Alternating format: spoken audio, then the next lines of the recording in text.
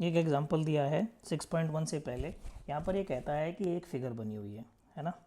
ये एक फिगर बनी हुई है। यहाँ पर ये कहता है कि ये वाला एंगल और ये वाला एंगल, दो एंगल हैं अलग अलग, एक ये है और एक ये है।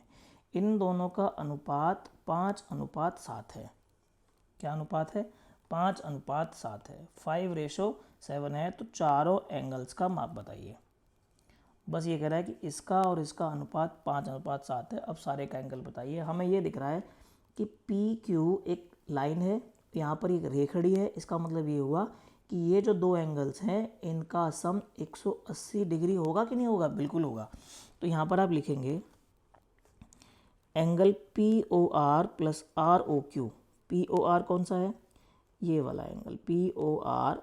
इसका नाम हम रख लेंगे एंगल 1। इसका नाम रख लिया एंगल 1, इसका नाम रख लिया एंगल 2, और इसको कह देंगे एंगल 3 और इसको कह देंगे एंगल 4। ठीक है।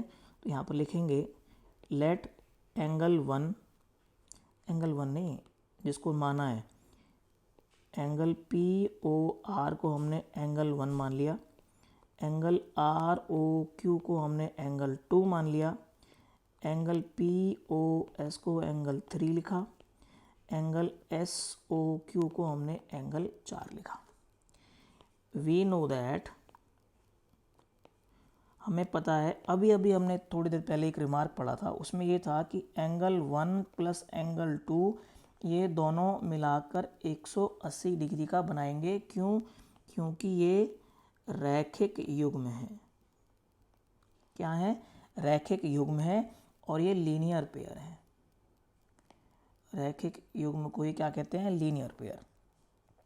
ठीक है। लेकिन यहाँ पर मानो लेट, यहाँ रेशो क्या दिया है? रेशो अनुपात दिया है 5:7। अब ये रेशो घटते घटते यहाँ तक पहुँचा होगा, है ना। तो इसमें कुछ नंबर मल्टीप्लाई होगा। मान लो वो नंबर हमने x मल्टीप्लाई किया था, 5x और 7x। इसका मान है 5x और इसकी वैल्यू है 7x। तो इसका मतलब क्या हुआ कि एंगल 1 बराबर हो गया 5x के, एंगल 2 बराबर हो गया 7x के। तो angle 1 plus angle 2 5x plus 7x equal to 180 degree. 12x बराबर 180 डिग्री। x बराबर 180 बटे 12, और 6 से काटो 2 बार, 6 से काटो 30 बार, और 2 से काट दिया 15 बार। x का मान कितना आ गया? 15 आ गया। तो एंगल 1 कितना आया? एंगल 1 कितना था? 5x। 5 इंटू एक्स का मान है 15, तो कितना हो गया? 75 डिग्री।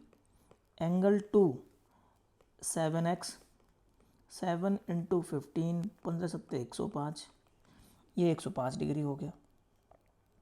ठीक है। एंगल 2 एंगल 3 के बराबर है। एंगल 2 एंगल 3 के बराबर है। क्यों है? क्योंकि ये शीर्षाभिमुखी कोण है। कैसे कोण है? शीर्षाभिमुखी कोण है। इसलिए एंगल 2 की वैल्यू एंगल 3 के बराबर और एंगल 3 की वैल्यू 105 के बराबर।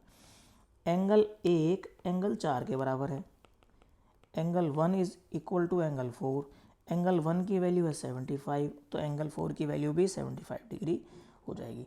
आप चाहो तो जो मैंने समझाया है इस तरह से कर सकते हो, और आपकी किताब में इस तरह से दिया है तो आप उस तरह से भी कर सकते हो, दोनों ठीक।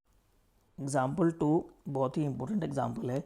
इसमें पहले हमें फिगर को समझना पड़ेगा। यहाँ पर ये कहता है कि आकृति दे रखी है। आकृति तो यहाँ पर ये गिवन है, लेकिन इसको समझने के लिए गिवन से काम नहीं चलेगा, हमें इसको बनाना पड़ेगा। कैसे बनाएंगे? ये कह रहा है कि पी ओ क्यू पर ओ एस एक किरण खड़ी है। पी ओ क्यू पर ये P है, ये Q है, यहाँ पर कोई बिंदु O है, यहाँ पर एक किरण खड़ी है और उसका नाम है S। ठीक है। OS खड़ी है। फिर कह रहा है कि OR और OT, OR यानी कि यहीं से एक जाएगी, OR जाएगी, एक OT जाएगी, और वो POS, POS इसका समद्विभाजक है कौन? OR, और इसका समद्विभाजक है OT। यानी कि ये एंगल जो था ये दोनों बराबर हैं, ये जो एंगल था ये दोनों बराबर हैं, है ना। ये हो गई आकृति को समझने वाली बात। ये तो हमें गिवन था। अब ये बता रहा है कि हमें बताना क्या है। ये कह रहा है कि आर ओ टी, कौन सा एंगल, आर ओ टी, ढूंढो कहाँ है, आर ओ टी, ये वाले एंगल का माप बताना है कि ये वाला एंगल कितने का होगा, है ना। बड़ा टफ क्वेश्चन है ना, ना तो किसी एंगल का माप दिया ना कुछ दिया, और कह रहा है कि आर ओ टी के बारे में बताओ। चलो बताएंगे।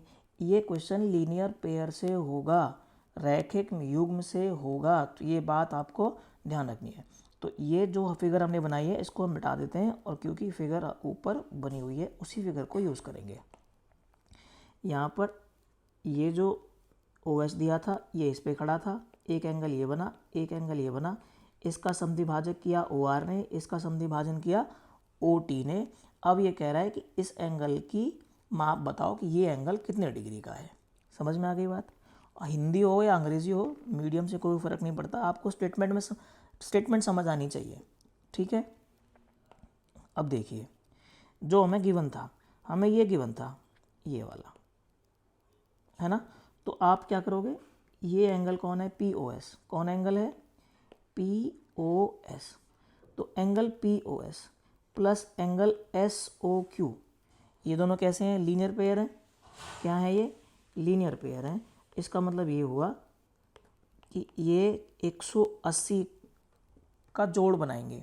जब हम इसको ऐड कर देंगे इसमें तो कितना हो जाएगा, 180 हो जाएगा। और ये कह रहा है कि पी ओ एस तो x है, कितना है, x है, उसको हमने x मान लिया क्योंकि ये दिया हुआ था, ठीक है। अब इस वैल्यू को ऊपर वाले इसमें पुट कर देते हैं, पी ओ एस की जगह क्या पुट कर दिया, x पुट कर दिया। यहाँ पर क्या बचा, एस ओ क्यू, और वो एज इट इज़ आ गया।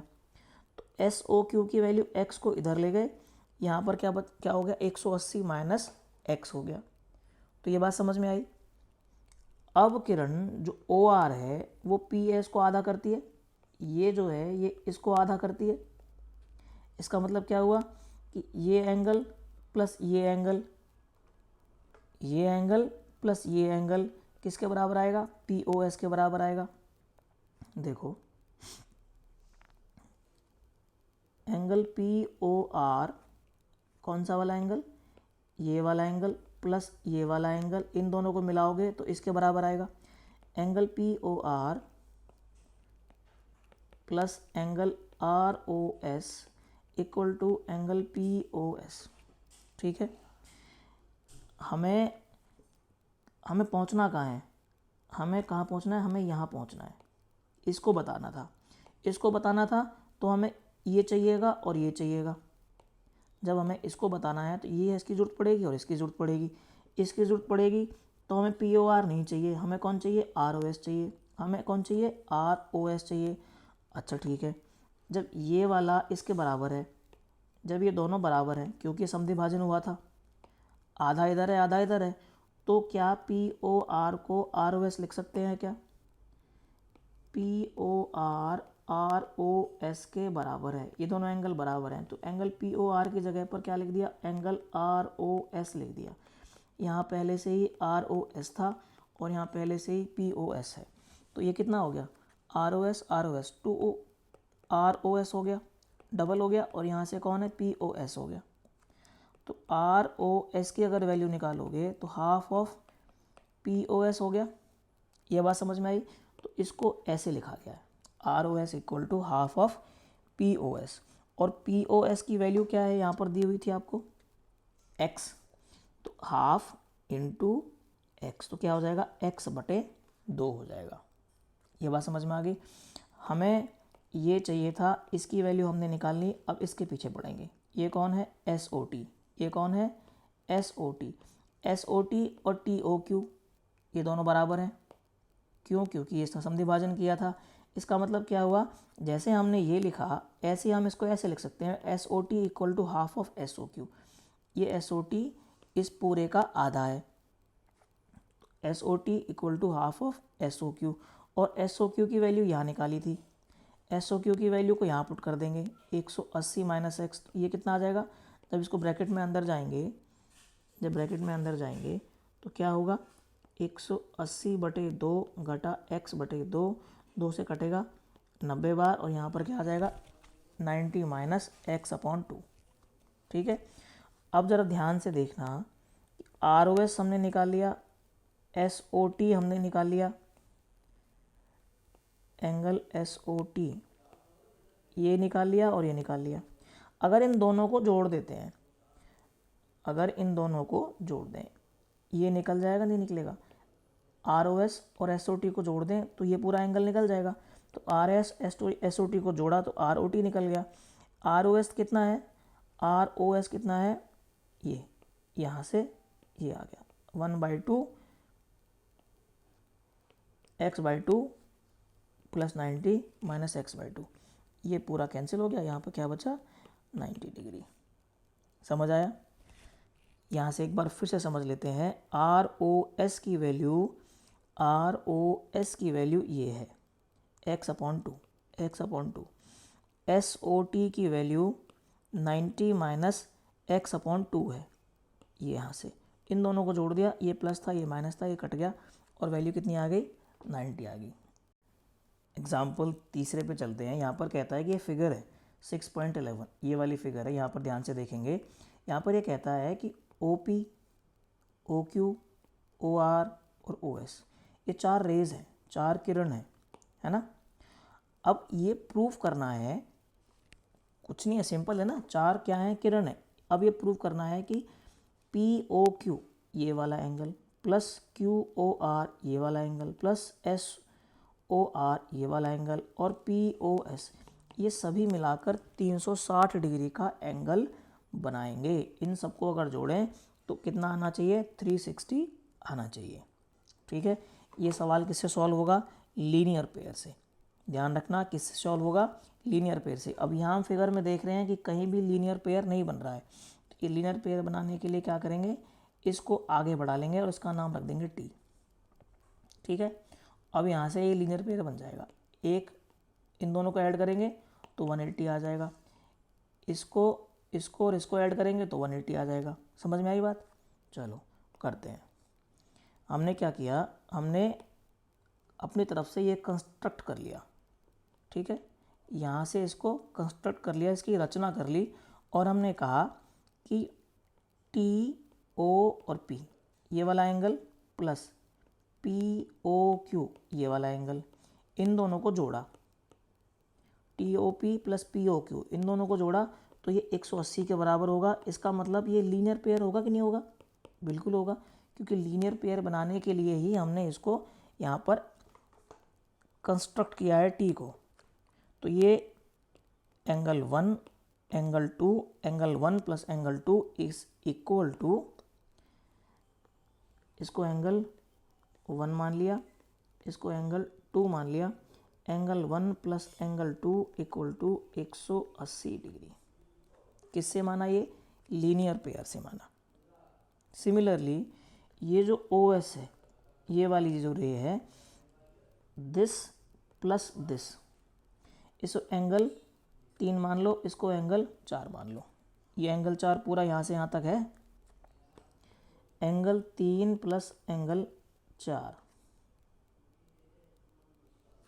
ये किसके बराबर है, ये भी 180 के बराबर है।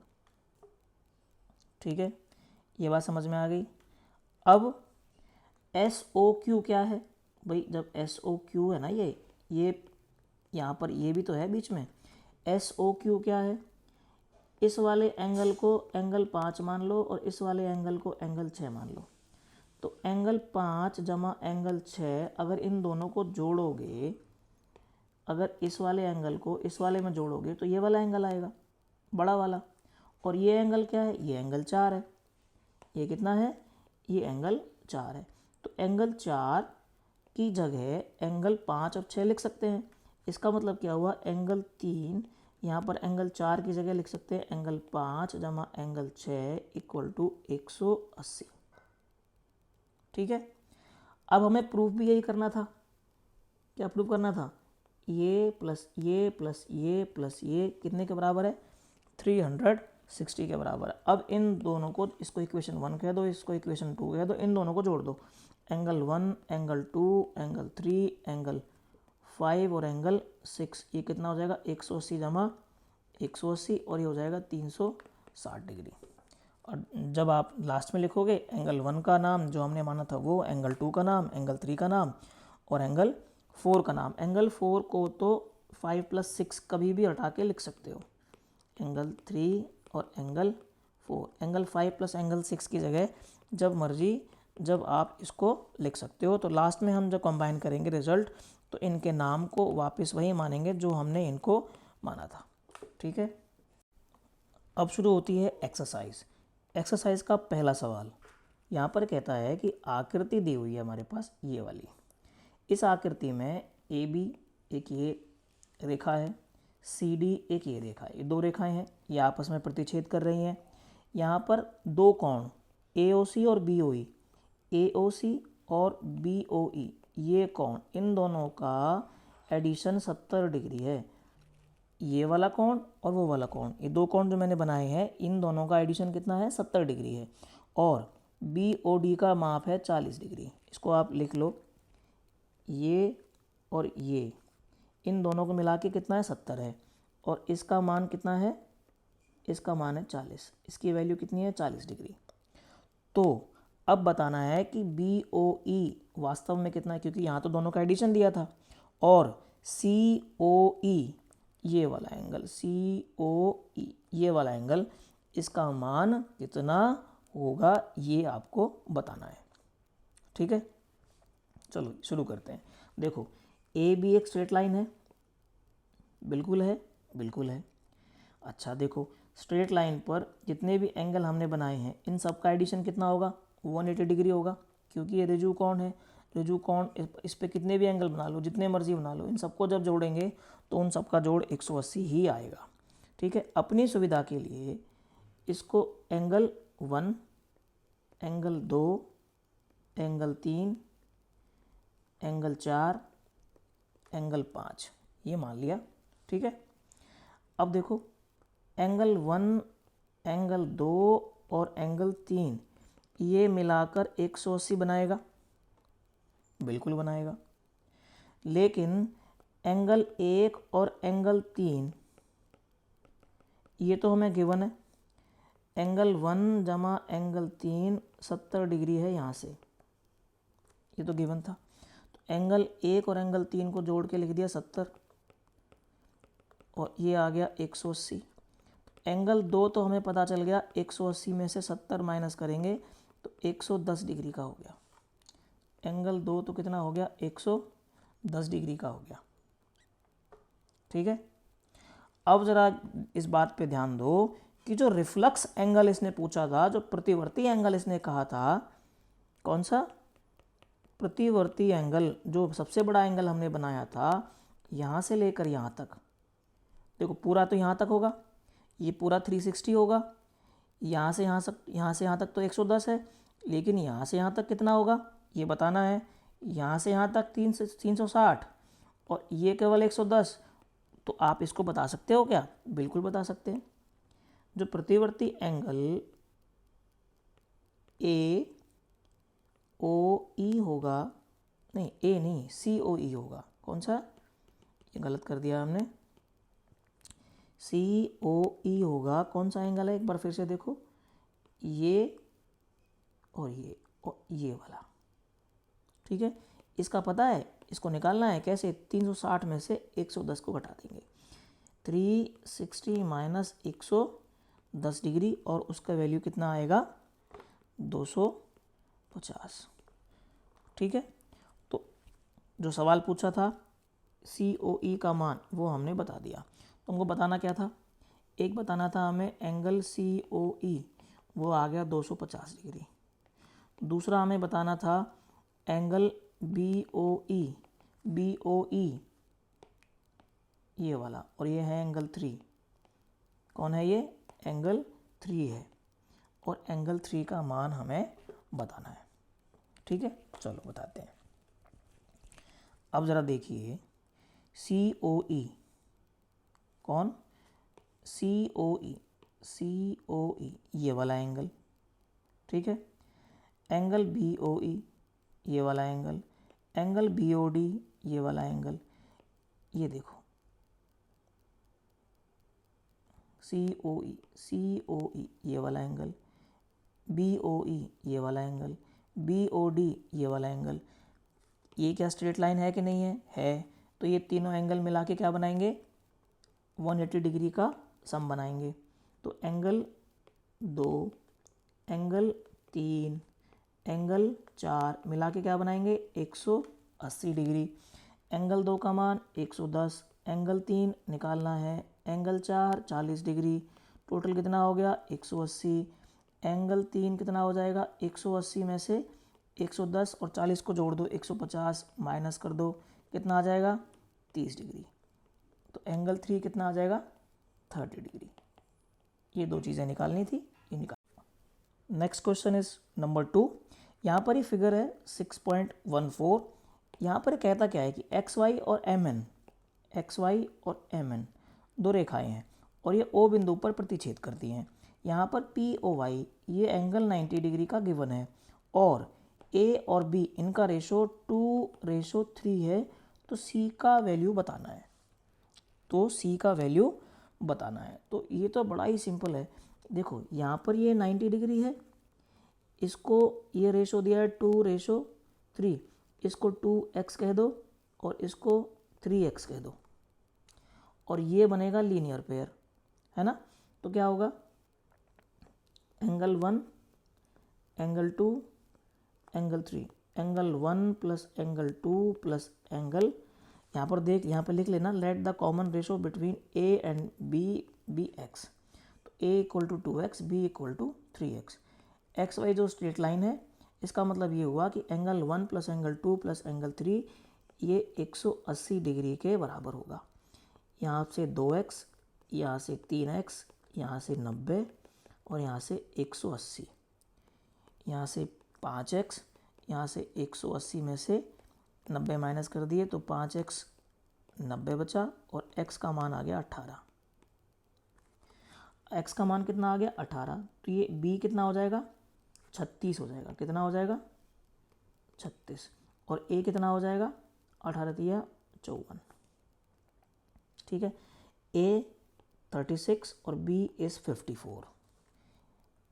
यहाँ पे लिखो a is 36 degree and b is 54 degree. अब ये कह रहा है कि ये बताओ ये क्या है, c कितना बताना है, c। अब ध्यान से देखना, ये MN एक सीधी रेखा है, बिल्कुल है, ये लीनियर पेयर बनेगा, ये लीनियर पेयर बनेगा। या फिर आप ये समझो कि ये एक सीधी रेखा है, ये एक टेढ़ी हो गई, ये और ये दो प्रतिच्छेदी रेखाएं हैं। तो ये वाला एंगल और ये वाला एंगल कौन से एंगल हो गए, शीर्षाभिमुखी कोण हो गए, वर्टिकली अपोजिट एंगल हो गए। जितना एंगल ये होगा उतना ये होगा। ये 90 है, ये 54 है, तो टोटल यहाँ से यहाँ तक कितना हो गया 90 जमा 54, 144। सही कह रहे हैं क्या, 3x था ना, b 54, b प्लस सी 90 और 54 और 5 14, ये तो 90 है। यहाँ से हमने देखा ये MN है, ये MN है और ये है XY। ये MN है और ये दोनों शीर्षाभिमुखी कोण बनेंगे। ये 90 का है और ये पहले गलत लिख दिया था, 90 और 36। 90 को 36 में ऐड कर दो, 6 और 9 3 12, ये 126 डिग्री का कोण बनेगा। तो ये भी 126 डिग्री का कोण बनेगा। तो यहाँ पर आप लिखोगे angle 2 plus angle 3 is equal to 36 plus 90 which gives you 126 degree. ठीक है, अब इस पूरे एंगल को आप चाहो तो मान लो एंगल 4 कह दो और इस पूरे एंगल को आप चाहो तो एंगल 5 कह दो। एंगल 4 इक्वल टू एंगल 5, क्यों, वर्टिकली अपोजिट एंगल्स, यानी कि शीर्षाभिमुखी कोण। और एंगल 4 है एंगल 2 और 3 का एडिशन। एंगल 2 और 3 को जब जोड़ा था तो जाके एंगल 4 बना था। और 2 और 3 की वैल्यू कितनी है 126 और ये वैल्यू किसकी है एंगल 4 की। तो एंगल 5 कितना हो गया 126, जो वैल्यू किसकी है C की। तो C कितना आ गया 126 डिग्री। ये आंसर हो गया भाई। क्वेश्चन नंबर 3 पे आइए। ये कहता है कि ये आकृति दी हुई है 6.15, यहाँ पर दो एंगल पी क्यू आर, कौन कौन सा, पी क्यू आर ये वाला एंगल, दूसरा पी आर क्यू ये वाला एंगल बराबर है, तो ये दोनों बराबर हैं, तो पी क्यू एस और पी आर टी ये एंगल भी बराबर होंगे। समझ के बाद, अगर ये एंगल और ये एंगल बराबर हैं तो ये एंगल और ये एंगल भी बराबर होंगे, ये आपको सिद्ध करके बताना है। तो सुविधा के लिए देखो, ये जो तरीका है इसको हो सकता है आप कंफ्यूज हो जाओ, आप अपनी सुविधा के लिए इसको एंगल 1 कह दो, इसको एंगल 2 कह दो, इसको एंगल 3 कह दो और इसको एंगल 4 कह दो। अगर ज़रूरत पड़ेगी तो भी कोई एंगल मान लेंगे, ठीक है।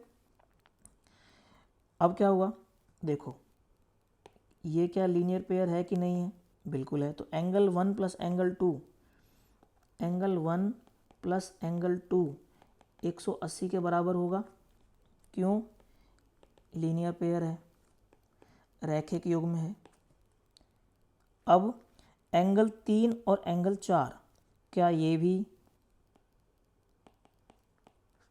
180 के बराबर होगा, क्यों, क्योंकि ये भी लीनियर पेयर है। ठीक है, यहाँ तक बात समझ में आ गई।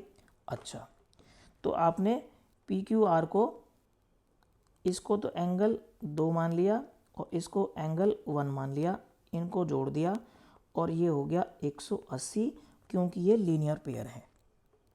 ये बात समझ में आ गई।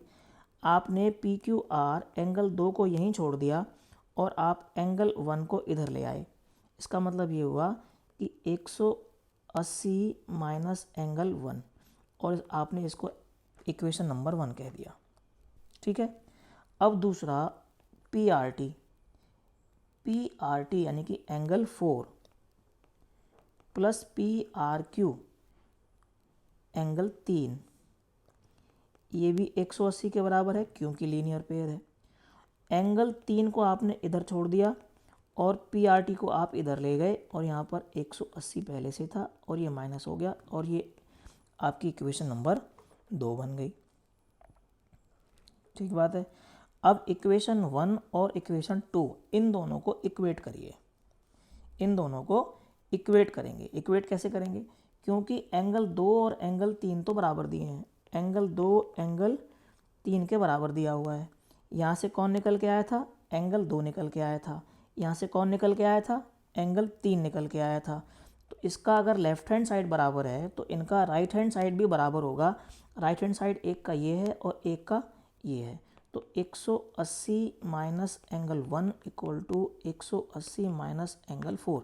दोनों तरफ 180 है, दोनों तरफ माइनस है, तो एंगल 1 इक्वल टू एंगल 4 हो गया कि नहीं हो गया। और हमें प्रूफ भी यही करना था, एंगल 1 एंगल 4 के बराबर है। 4 पे आइए। 4 पे ये कह रहा है कि एक्स वाई और डब्ल्यू जेड ये दोनों बराबर हैं। अगर x plus Y equal to W plus Z, ये प्लस ये प्लस ये प्लस ये इधर वाला इधर वाले के बराबर है। अगर ऐसा है तो जो ये लाइन है ए ओ बी, ये एक रेखा है, ये एक लाइन है, ये बताना है। लाइन के लिए क्या होगा, लाइन के लिए होगा कि या तो ये दो एंगल 180 के बराबर हो या ये दो एंगल 180 के बराबर हो, तभी तो लाइन बनेगी। या तो हम प्रूव कर दें कि x प्लस वाई 180 के बराबर होगा, या हम प्रूव कर दें z प्लस डब्ल्यू 180 के बराबर होगा। ये दो चीज़ अगर प्रूव कर दें, इनमें से कोई एक चीज़ भी प्रूव कर दें तो प्रूव हो जाएगा कि ए बी एक रेखा है। ठीक है, चलो यहाँ पर अब देखिए x प्लस वाई और w प्लस जेड ये तो दोनों बराबर हैं, लेकिन आप देखो कंप्लीट एंगल की बात करें, यहाँ से यहाँ तक जाएं तो कितने का होगा, 360 का होगा। तो x plus Y plus W plus Z ये हो जाएगा 360 डिग्री का। ठीक है, ये है x प्लस वाई और ये है y plus Z W plus Z. तो क्या w प्लस जेड की जगह पर एक्स वाई लिख दूँ, बिल्कुल लिख सकते हैं। x प्लस वाई कितना हो गया, 360। यहाँ से x प्लस वाई और यहाँ से x प्लस वाई कितने हो गए, 2x plus Y 360। x plus Y क्या हो गया 360/2 और x प्लस वाई बराबर हो गया 180। इससे ये सिद्ध होता है कि x और y क्या हैं, लीनियर पेयर हैं। और अगर ये लीनियर पेयर हैं तो AOB क्या बनेगी, लाइन बनेगी। ठीक है, सेकंड लास्ट क्वेश्चन है एक्सरसाइज का, अच्छा क्वेश्चन है। ये कहता है कि ये जो फिगर आपके पास गिवन है, इस फिगर में POQ एक रेखा है, OR एक किरण है जो यहाँ पर लंब है, यानी कि ये एंगल 90 डिग्री का है। OP और OR और OS ये एक और किरण है। तो सिद्ध कीजिए कि ROS equal to half of ROS। कुछ एंगल्स के नाम रख लेते हैं, ठीक है। ये वाला जो एंगल है इसको हम नाम रख लेते हैं एंगल 1, ठीक है। अब इसका नाम रख लेते हैं एंगल 2, इसका नाम रख लेते हैं एंगल 3, और एक एंगल और यहाँ पर दिया है ये वाला एंगल, इसका नाम रख लेते हैं एंगल 4, बड़ा वाला। ठीक है, अब देखो क्या प्रूव करना है। ROS है angle 1, angle 1 equal to half of QOS यानी कि बड़ा वाला एंगल 4 माइनस POS एंगल 3। ये सिद्ध करना है। एंगल 1 जो होगा वो 4 में से 3 घटाएंगे, उसका आधा करेंगे तब आएगा। ठीक है, आपको गिवन क्या है, गिवन है कि ये इस पर लंब है और ये कोण 90 डिग्री का है। ठीक है, अब देखिए अगर ये ऐसा है तो ये वाला एंगल प्लस ये वाला एंगल प्लस ये वाला एंगल कितने का होगा, 180 का होगा। ये वाला पहले से ही 90 का है, तो इन दोनों को मिला के एंगल 1 और 3 मिला के कितना होगा, 90 डिग्री का होगा। एंगल 1 प्लस एंगल 3 मिला के, POS तो 3 है, एंगल 3 प्लस एंगल 1 ये हो जाएगा 90 डिग्री, है ना। अच्छा, एंगल ROS यानी कि angle 1 equal to 90 minus angle 3, और इसको कहा है इक्वेशन 1। ये बात ठीक है। हाँ, एंगल QOR यानी कि ये 90 वाला एंगल यानी कि एंगल 2 ये है 90 डिग्री का, ये गिवन है। अब आइए आगे, एंगल QOS ये है एंगल 4 माइनस एंगल ROS ये है एंगल 1 और ये भी 90 डिग्री का है। नहीं आया समझ में? अगर ध्यान से देखो, एंगल 4 में से एंगल 1 माइनस कर दें तो नहीं बचेगा, एंगल 2 बचेगा और वो 90 डिग्री का है। यही तो कह रहे हैं, एंगल 2। तो इसका मतलब हुआ कि ROS यानी कि एंगल 1, इसको तो यहीं छोड़ दो, है ना। इसको जब उधर ले जाएंगे तो QOS और ये माइनस का हो जाएगा। QOS का मतलब एंगल 4 माइनस 90। एंगल 1 जो है वो एंगल 4 में से 90 माइनस कर दिया। एंगल 1 क्या आया, एंगल 4 में से 90 माइनस कर दिया, और इसको इक्वेशन 2 कह दिया। जब इन दोनों इक्वेशंस को ऐड करेंगे, क्या करेंगे, ऐड करेंगे, तो ये भी एंगल 1 है यहाँ पर और यहाँ पर भी एंगल 1 है, तो ट्वाइस ऑफ एंगल 1 भाई राइट हैंड साइड में जुड़ेगी और लेफ्ट हैंड साइड में जुड़ेगी। तो यहाँ पर क्या आया, angle 1 plus angle 1, angle 1 plus angle 1 क्या हो गया, 2 ऑफ एंगल 1। यहाँ पर क्या होगा, 90 माइनस एंगल 3, यहाँ पर होगा एंगल 4 माइनस 90। तो यहाँ पर जब लिखेंगे 90 minus angle 3 minus angle 4 minus 90 plus आएगा। दोनों को ऐड करेंगे, दोनों को ऐड करेंगे। जब इसको खोलेंगे तो माइनस का 90 प्लस का 90, ये तो कैंसिल हो गया। तो यहाँ से क्या आया, twice of angle 1 equal to angle 4 minus angle 3, और एंगल 1 क्या हो जाएगा, एंगल 1/2 ये इधर नीचे आ जाएगा, और एंगल 4 माइनस एंगल 3, और यही हमें प्रूव करना था। क्वेश्चन नंबर 6 में ये कहा है कि it is given that X Y Z एक एंगल है, एक्स वाई जेड एक एंगल है और उसका माप है 64 डिग्री। ठीक है, एक्स वाई को पी तक प्रोड्यूस किया गया। Draw a figure from the given information if a ray Y Q, Y एक और रे है वाई क्यू, वो बाइसेक्ट करती है जेड वाई पी को, ये इसका आधा करती है, यानी कि आधा यहाँ आधा यहाँ। तो एक्स वाई क्यू ये वाला एंगल और reflex of Q Y X और ये वाला एंगल, समझ में आ गया कौन कौन सा, एक्स वाई क्यू और क्यू वाई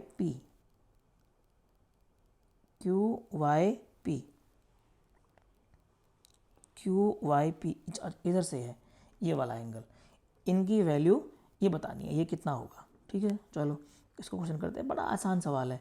देखिए यहाँ पर क्या है कि जितना यहाँ है उतना यहाँ है, इसका मतलब Q जो है वो इसको बाइसेक्ट करता है, एंगल 1 और एंगल 2, और इसको मान लो angle 3, angle 3 equal to angle 1 plus angle 2, but angle 1 equal to angle 2। इसका मतलब ये हुआ कि angle 3 equal to half of, sorry half नहीं आएगा, एंगल 1 की जगह 1 लिखा और एंगल 2 की जगह भी 1 लिख दिया, तो angle 3 equal to twice of angle 1 हो गया। इसको तो यहाँ नोट कर लिया। ठीक है, अब मुझे ये बताइए कि ये यहाँ से यहाँ तक क्या लीनियर पेयर है, बिल्कुल है, लीनियर पेयर है तो बिल्कुल है, तो लीनियर पेयर की एक लगाइए angle, but angle 3 plus 64 degree equal to 180, तो एंगल 3 इक्वल टू 180 में से 64 घटाया और वो आया 116 डिग्री। ठीक है, और एंगल 3 कितना आ गया, 116 डिग्री। क्या अब एंगल 1 निकाल सकते हैं क्या, एंगल 1 निकाल सकते हैं क्या, एंगल 1 क्या होगा, यहाँ से एंगल 1 हाफ ऑफ एंगल 3 हो जाएगा, एंगल 1 क्या हो जाएगा, इसका आधा कर देंगे, 116 का आधा, 2 पंजे 10, 2 अट्ठे 16, 58 डिग्री। एंगल 1 और एंगल 2 बराबर है, एंगल 2 भी कितना हो गया, 58 डिग्री, एंगल 1 भी 58 डिग्री, एंगल 2 भी 58 डिग्री, यानी अब यहाँ से समझो ये 58, ये 58, ये 64। ठीक है, अब निकालना क्या था, जेड वाई पी, जेड ढूंढो कहाँ है, जेड वाई पी ये वाला एंगल बताना था, एंगल 3 बताना था, तो वो तो आ गया हमारे पास, एंगल 3 कितना था, 116 आ गया। दूसरा में क्या बताना है, एक्स वाई क्यू, सॉरी हमें बताना था X Y Q, X Y और क्यू ये बताना था, तो इन दोनों का ऐड कर देंगे, 64 और 58 को ऐड कर देंगे तो हमारे पास आंसर आ जाएगा। तो एंगल कौन है, angle X Y Q 64 plus 58, तो 8 और 4 12, 6 और 5 11 और 1 12, ये आ गया 122 डिग्री। ठीक है, हमने एंगल 3 निकाल लिया, एंगल 1 निकाल लिया, एंगल 2 निकाल लिया, एंगल एक्स वाई क्यू निकाल लिया। अगर आप इसको कोई नाम देना चाहते हो तो ये यहाँ पर आप इसको एंगल 4 नाम दे सकते हो, तो एंगल 4 आप निकाल चुके। अब कौन निकालना है भाई, अब निकालना है एक्स वाई पी और इसका reflex X Y Q Y P और इसका रिफ्लक्स, ये वाला एंगल बताना है, ये वाला। इसके लिए क्या पता हो, इसके लिए एक तो ये पता हो ये कितना है, ये तो 180 है, और ये कितना है, ये 122 है, ये 180 है, दोनों को जोड़ दोगे तो आंसर आ जाएगा। Reflex angle Q Y P equal to 180 degree plus 122 degree which is equal to 302 degree. Screen आवाज़ भी रिकॉर्ड हो रही है और स्क्रीन भी मेरे पास भी रखा है बोया का माइक।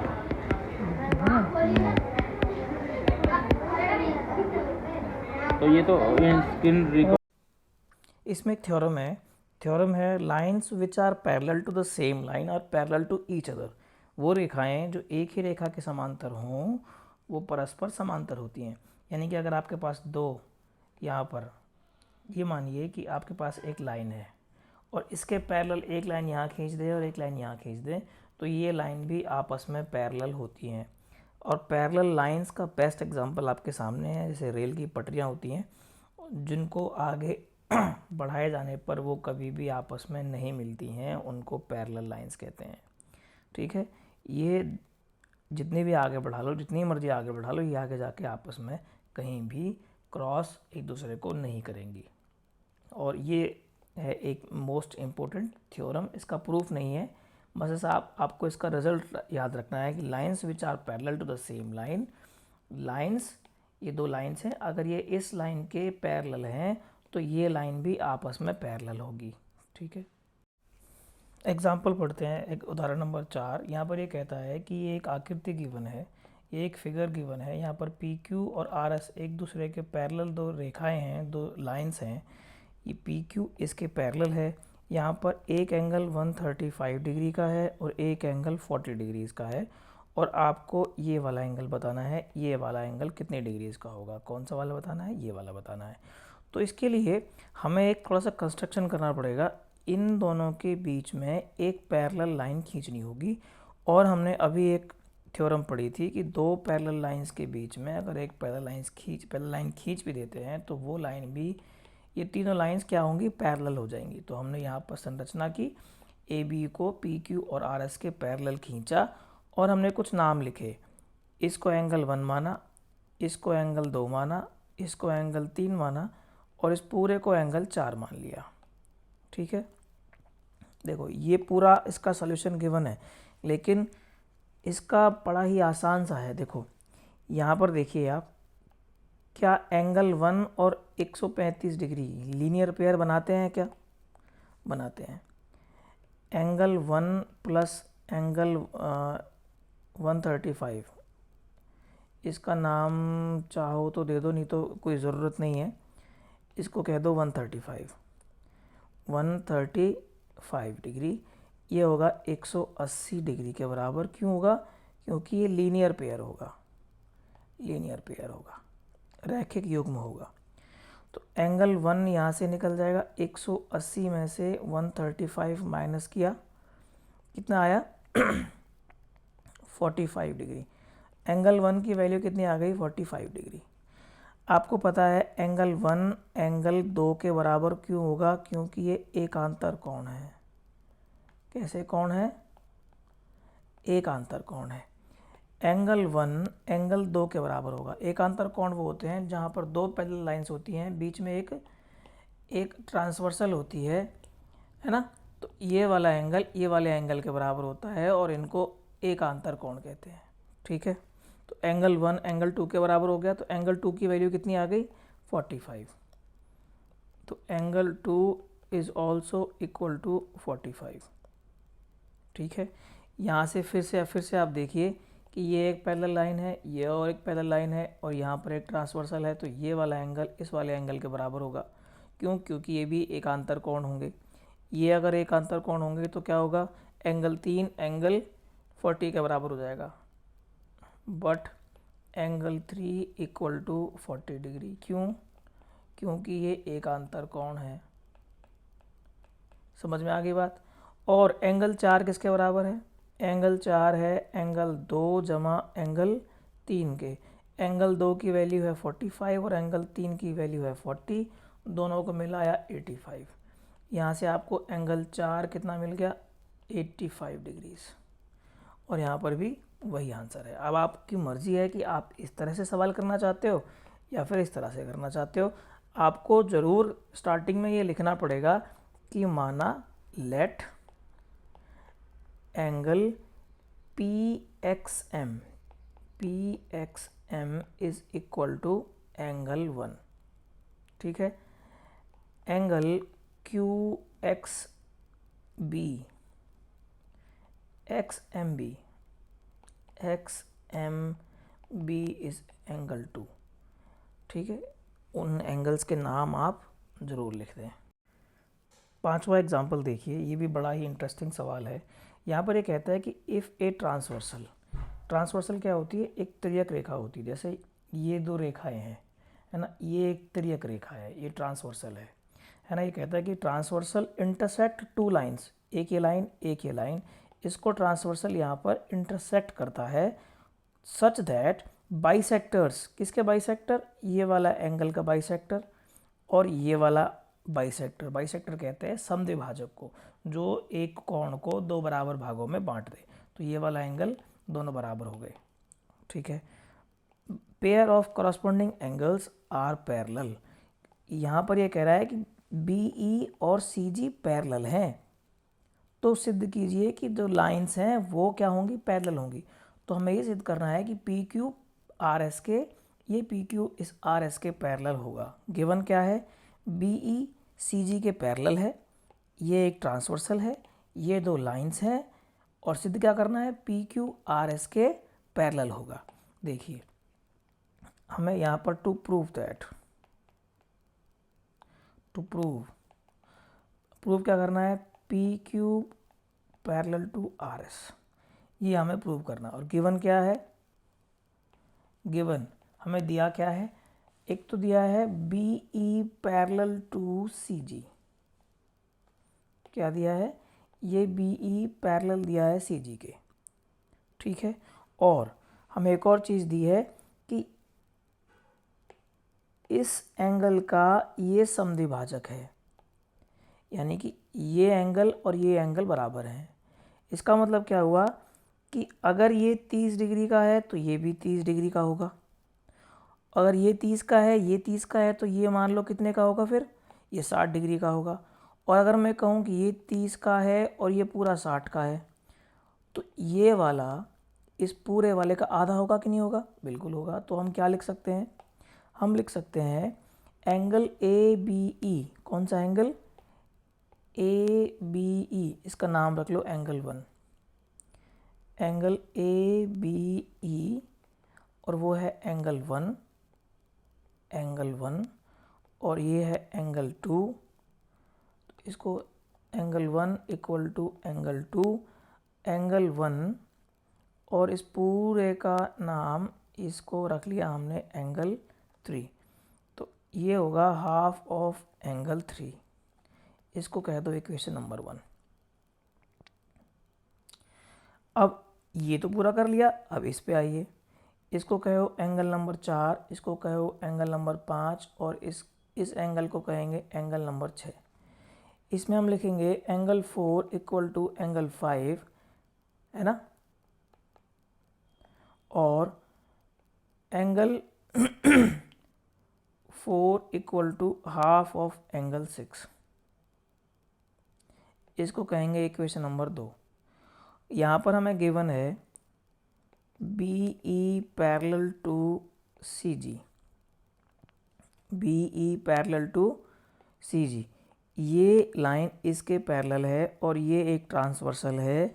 तो क्या होगा कि एंगल 1 एंगल 4 के बराबर होगा। क्यों, क्योंकि ये संगत कोण है, करस्पॉन्डिंग एंगल्स हैं। कौन से कोण है, संगत कोण है, करस्पॉन्डिंग एंगल्स हैं। इससे क्या होगा, एंगल 1 इक्वल टू एंगल 4 के हो जाएगा। तो यहाँ से ज़रा देखिए, एंगल 1 और यहाँ से एंगल 4 दोनों बराबर हैं, यानी कि इनका लेफ़्ट हैंड साइड बराबर हो गया, तो इनका राइट हैंड साइड भी बराबर होगा। इसका मतलब ये हुआ कि 1/2 of angle 3 equal to 1/2 of angle 6। इसका मतलब हुआ कि ये 1/2 यहाँ भी है, 1/2 यहाँ भी है, ये तो कैंसिल हो गया। Angle 3 is equal to angle 6। इसका मतलब क्या हुआ कि ये पूरा एंगल, ये पूरा एंगल, ये पूरा एंगल इस पूरे एंगल के बराबर हो गया। और ये कौन से कोण है, अगर ये लाइन ऐसे हैं और ये एंगल बराबर होते हैं तो इनको संगत कोण कहते हैं। अगर ये दो लाइन पैरेलल हैं, ऐसे बीच में ट्रांसवर्सल है, तो ये एंगल बराबर होते हैं। और इसके विपरीत अगर ये एंगल बराबर हैं तो ये लाइन पैरेलल होती हैं। ठीक है, इसका मतलब ये हुआ तिर्यक रेखा AD द्वारा रेखा PQ के साथ बनाए गए संगत कोण बराबर हैं। कैसे हैं? बराबर हैं, इसलिए PQ RS के पैरेलल होगा। ठीक है, ये संगत कोण का विलोम था। क्या होता है कि अगर ये दो लाइन पैरेलल हैं, यहाँ पर एक ट्रांसवर्सल है, तो ये एंगल बराबर होते हैं। ठीक है, या ये एंगल बराबर हैं तो ये लाइन पैरेलल होती हैं। तो हमने इसको यूज़ करते हुए बताया कि जब ये एंगल बराबर हैं तो ये लाइन पैरेलल होंगी। देखो बच्चों, एक्सरसाइज 6.2 पहला ही सवाल है। यहाँ पर देखो, ये कह रहा है कि AB और CD और EF ये तीन लाइन है, 1 2 और 3, और ये तीनों पैरेलल हैं। यहाँ पर एक ट्रांसवर्सल है, एक तिर्यक रेखा है। ठीक है, अब ये तिर्यक रेखा, ये वाला एंगल और ये वाला एंगल बराबर होता है। कौन से हैं ये? शीर्षाभिमुखी कोण है, वर्टिकली अपोजिट एंगल्स हैं। ये वाला एंगल ये वाला एंगल के बराबर होता है। क्यों? क्योंकि ये भी वर्टिकली अपोजिट एंगल है। ये वाला एंगल ये वाला एंगल के बराबर होता है। क्यों? क्योंकि करस्पॉन्डिंग एंगल है, संगत कोण है। अब ये कहता है कि y और z में 3:7 का अनुपात है। y/z = 3/7। ठीक है, अब इनमें जो कॉमन था वो हमने मान लिया x। तो y का वैल्यू हमने कहा 3x और z का वैल्यू हमने कहा 7x। इसको हमने कहा 7x और इसको हमने कहा 3x। x मत लो क्योंकि x तो यहाँ पहले से है, इसको a ले लो। क्या ले लेते हैं? इसको a ले लेते हैं।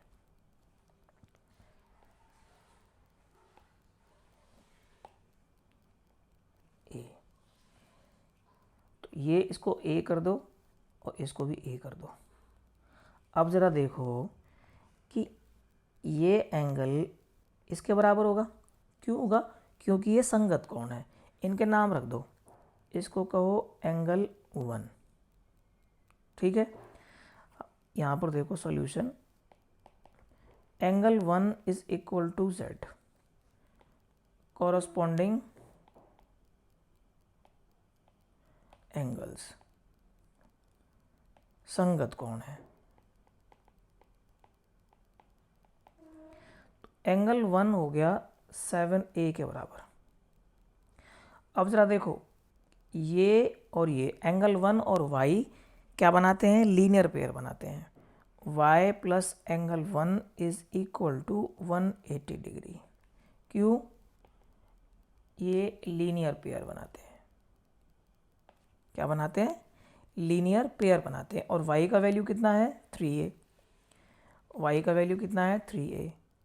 3a प्लस एंगल 1 की वैल्यू है 7a = 180।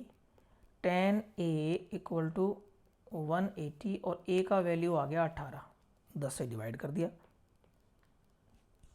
ठीक है, तो z का वैल्यू पता चल गया हमें कितना है। एंगल z का वैल्यू हो गया 7 × 18। y का वैल्यू हो गया 3 × 18। 18 दिया 54 आ गया और यहाँ से आ गया 126। एंगल y की वैल्यू पता लग गई, एंगल z की वैल्यू पता लग गई। ठीक है, अब देखो, ये कहता है कि एक थ्योरम है, अगर दो पैरेलल लाइंस हैं उनके बीच में एक ट्रांसवर्सल है तो तिर्यक रेखा के एक ही ओर बने कोणों का योग 180 होता है। ठीक है, तो यहाँ से हमें पता लगेगा कि ये एक पैरेलल लाइन है, ये एक पैरेलल लाइन है, ये एक ट्रांसवर्सल है, इधर दो कोण बने हुए हैं, ये एक ही ओर बने हुए हैं। इसका मतलब हुआ x + y का जोड़ 180 के बराबर होगा। तो यहाँ पर लिखेंगे angle x plus angle y = 180 और एंगल x एंगल y की वैल्यू है 54 और यहाँ से घटा 180 और x की वैल्यू आएगी 180 में से 54 माइनस कर दो और उसका आंसर लिख दो। ठीक है, इतना तो आप कर ही सकते हो कि x की वैल्यू निकाल तो सकते हो ना। 180 में से 54 घटाओगे, चलो मैं घटा देता हूँ। 180 में से 54 माइनस करो, 10 में से 4 गए तो 6, यहाँ पर बचा 7 और 2 और 126। ठीक है, या आप इसको ऐसे भी कर सकते थे कि ये और ये अल्टरनेट एंगल्स हैं, x और angle 1, angle 1 equal to angle x। ये कैसे एंगल्स हैं? अल्टरनेट एंगल्स हैं, इसलिए एंगल 1 की जो वैल्यू होगी वही एंगल x की वैल्यू होगी। और एंगल 1 था z और z की वैल्यू आई थी 126 और जो z की वैल्यू आई थी वही x की वैल्यू होगी, तो इसका मतलब x की वैल्यू भी 126। सवाल को समझना बहुत ज़रूरी है। एक्सरसाइज 6.2 का दूसरा सवाल है, ये कहता है कि यहाँ पर दो पैरेलल लाइंस हैं, ये और ये, ए बी पैरेलल है सी डी के, और यहाँ पर ये एक लंब दिया हुआ है एफ ई। ये क्या दिया हुआ है? परपेंडिकुलर दिया हुआ है, लंब दिया हुआ है जो दोनों पर है। ठीक है, यहाँ पर ये कहा गया है कि ये वाला एंगल तो 126 डिग्री है, तो आपको ये एंगल बताना है, ये एंगल बताना है, ये एंगल बताना है, ये तीन एंगल बताने हैं, ए जी ई, जी ई एफ, एफ जी ई। ठीक है, ये तीन एंगल्स आपको बताने हैं। तो हम अपनी सुविधा के लिए इनको एंगल 1 2 3 4 5 6 का नाम देते हैं। यहाँ पर देखिए कि ये वाला एंगल बता रखा है 126 डिग्री का, और यहाँ पर ये लगा रखा है, इसका मतलब ये हुआ कि ये एंगल 90 डिग्रीज़ का होगा, है ना। ये 90 डिग्रीज़ का होगा, तो ये कितने का होगा? ये टोटल तो है 126, इसमें से 90 माइनस कर दो। एंगल 2 प्लस एंगल 4 ये एंगल 6 के बराबर है, और एंगल 6 की वैल्यू 126 डिग्री के बराबर है। एंगल 2 और एंगल 4 90 डिग्री के बराबर है, क्योंकि ये समलंब वो दे रखा है, लंब दे रखा है, और ये 126 के बराबर है। एंगल 2 आ जाएगा 126 डिग्री में से 90 माइनस करेंगे तो ये कितना बचेगा? 36 डिग्री। तो एंगल 2 36 डिग्री के बराबर होगा। ठीक है, एक सॉल्व कर दिया। अब देखिए आगे, एंगल 1 एंगल 6 के बराबर होगा। एंगल 1 एंगल 6 के बराबर होगा। क्यों होगा? क्यों होगा? ये दो पैरेलल लाइंस हैं, इनके बीच में एक ट्रांसवर्सल है, ये वाला एंगल इस वाले एंगल के बराबर होगा, और इन्हें कहते हैं अल्टरनेट एंगल्स। ठीक है, तो एंगल 1 एंगल 6 के बराबर होगा। एंगल 6 की वैल्यू तो 126 डिग्री है, तो एंगल 1 कितना हो गया? 126 डिग्री। ठीक, अब आ जाइए एंगल 3 पे। एंगल 3, एंगल 3 किसके बराबर होगा भाई? Angle 3 plus angle 2 plus angle 5। या तो इनको ऐसे करो, इनका जोड़ तीनों का ये ट्राइंगल बनाते हैं तो 180 होगा। एंगल 2 की वैल्यू हमें पता है 36 है, एंगल 5 हमें पता है 90 डिग्री है, और ये पता है 180 डिग्री है। तो एंगल 3 तो यहाँ से निकल जाएगा, ये हो जाए 126, 126 और यहाँ हो गया 180। 180 में से 126 माइनस करोगे तो कितना बचेगा? 180 में से 126 माइनस करोगे तो 4 बचेगा और 5 बचेगा, 54 डिग्री बचेगा। ठीक है, एक तरीका तो इसको ये था करने का, और एक तरीका था कि एंगल 1 प्लस एंगल 3 180 डिग्री के होगा। क्यों? क्योंकि ये लीनियर पेयर बनाता है ना। और एंगल 1 हम निकाल चुके थे, 126 डिग्री आया था। एंगल 1 निकाल चुके थे, 126 डिग्री आया था। तो 126 प्लस एंगल 3 इक्वल टू 180, तो एंगल 3 यहाँ से 54 डिग्री आ जाएगा। ठीक है, क्वेश्चन नंबर 3 में कहता है कि ये जो आकृति आपको दी है, ये वाली, इसमें आपको ये वाला एंगल बताना है। यहाँ पर ये एंगल दे रखा है, यहाँ पर ये एंगल दे रखा है, और ये भी कहा है कि ये पी क्यू है, ये एस टी है ना। ये कैसे हैं? पैरेलल है, एक दूसरे के क्या हैं? पैरेलल हैं। तो हम क्या करेंगे? एक पैरेलल लाइन आर से खींच लेंगे एक्स वाई। ठीक है, ये हमने यहाँ पर खींच ली, ये 3 पैरेलल लाइंस हो गई। अब मैंने आपको बताया था कि 2 पैरेलल लाइंस अगर हैं, बीच में अगर ट्रांसवर्सल है, उसके दोनों एक ही तरफ इन दो जो है दो कोण बने, एक ये और एक ये, इनका जोड़ 180 होता है। दो समांतर रेखाओं के बीच में और ट्रांसवर्सल जब खींची जाती है, तिर्यक रेखा जब खींची जाती है, तो उनके एक ही साइड बने कोणों का योग 180 डिग्री होता है। ठीक है, तो अब इनके नाम लिख लेते हैं। इसको तो कह दिया एंगल 1, इसको कह दिया एंगल 2, इसको कह दिया एंगल 3। तो ज़रा बताइए, एंगल 2 + 110 ये हो जाएगा 180, एंगल 2 हो जाएगा 180 - 110, एंगल 2 आएगा 70 डिग्री। इसी प्रकार एंगल 3 + 130 ये आएगा 180 के बराबर, एंगल 3 आ जाएगा 180 - 130, एंगल 3 इज़ 50 डिग्री। ठीक है, अब आपको पता चल गया एंगल 1 + एंगल 2 + एंगल 3, आप देख रहे हो कहाँ कहाँ है, एंगल 1, 2 और 3, इन तीनों को अगर जोड़ोगे तो किसके बराबर आएगा, 180 डिग्री के बराबर आएगा। एंगल 1 तो हमें निकालना है, नहीं पता, एंगल 2 की वैल्यू है 70, एंगल 3 की वैल्यू है 50 और टोटल है 180 के बराबर। तो एंगल 1 होगा 180 माइनस इन दोनों को जोड़ने के बाद 120 आएगा, एंगल 1 आ जाएगा 60 डिग्री के बराबर। तो यही पूछा था, ये आंसर हो गया। क्वेश्चन नंबर 4 देखिए, ये बड़ा आसान सवाल है। यहाँ पर x की वैल्यू बतानी है, y की वैल्यू बतानी है, ये कुछ वैल्यूज़ दी गई हैं। तो आपको तो पहले से ही पता है कि ये दो अगर पैरेलल लाइंस हैं, इनके बीच में अगर ट्रांसवर्सल है तो ये वाला एंगल इस वाले एंगल के बराबर होता है और इनको अल्टरनेट एंगल कहते हैं। ठीक है, तो यहाँ से डायरेक्टली हम कह सकते हैं कि x 50 के बराबर होगा, तो x की वैल्यू डायरेक्टली यहाँ से निकल आई है। ठीक है, और दूसरा देखिए, ये दो पैरेलल लाइंस हैं, बीच में ये ट्रांसवर्सल है, ये दो पैरेलल लाइंस हैं, बीच में ये ट्रांसवर्सल है, इसका मतलब ये हुआ ये एंगल इस एंगल के बराबर होगा। ठीक है, तो ये पूरा एंगल इस एंगल के बराबर होगा। तो यहाँ से दो चीज़ें हम करेंगे, x = 50, यहाँ पर लिख देंगे अल्टरनेट इंटीरियर एंगल्स।